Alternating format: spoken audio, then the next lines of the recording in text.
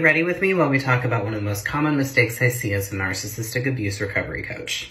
So I've been coaching for about 1.5 years now. I've coached hundreds of people at this point, and there's one thing that I see that separates people that have fast recovery versus slow or no recovery. Now, before I say what it specifically is, I want to explain what happens in a narcissistic relationship to how we process things.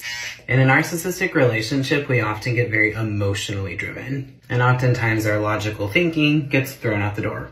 Okay, a Reader's Digest version is when you're under constant stress or you're constantly in a threatening environment, your brain starts to operate with its emotional brain rather than its thinking brain. And unfortunately, this does carry over after the relationship for a good period of time until you start reworking that process. Again, that's a separate video.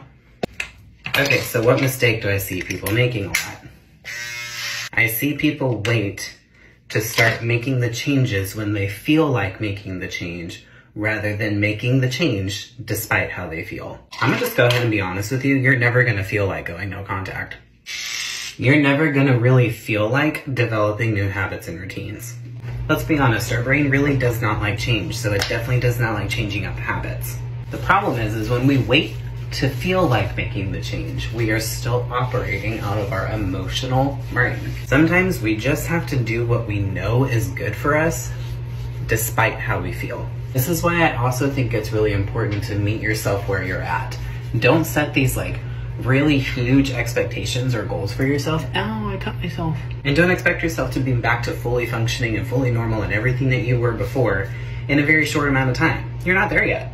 Instead, set small attainable goals that will challenge you, but that you still feel like you can accomplish. What you may not realize is doing the positive actions, doing the actions that you know are good for you, actually will create a better feeling. Depending on the actual activity that you're doing, you may even get an actual dopamine hit. But either way, when you know that you're doing something that's good for you, you're naturally going to feel proud of yourself that you did it.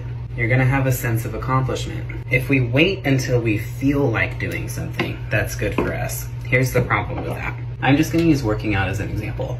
I try to work out anywhere between 4 and 5 days a week. I 100% can guarantee you that I do not feel like working out most of those 4 out of 5 days of the week.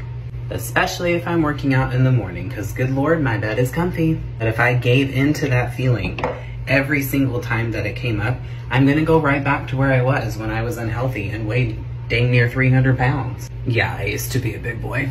I do it because I know it's gonna make me feel better. Regardless of what it does for how I physically look, it just makes me feel better. And even if I do a workout and it's not my best workout, I always tell myself, you know what? It's still more than what I originally wanted to do, which was nothing. So start off with a smaller goal. Maybe you just tell yourself, the only thing I'm going to do this week, productive, is I'm going to go get my nails done. Oh, and by the way, if you're doing something like that, I know you can do that walk-in, but set an appointment for it. I know that the day that your appointment is coming up, you are probably not going to feel like getting out of your house, but do it anyways. First of all, you're gonna be proud that you kept yourself accountable. And second of all, it's gonna make you feel good, which is gonna make you wanna do it again. And again, sometimes our brain does things that tries to conserve energy and does things the easiest way possible, and none of this is easy. So here's some questions to ask yourself when you feel like you're in this struggle. Is what I want to do gonna bring me closer to peace? What I want to do gonna bring me closer to healing? What is the best possible outcome of what I want to do? What's the potential worst outcome of what I want to do? And what's the most likely outcome from what I want to do? And look, if there's a day where you just give in to your feelings, just be gracious towards yourself. Call it a relapse and then just move on, friend. Be okay with the fact that this is a journey and it's a marathon, it's not a sprint.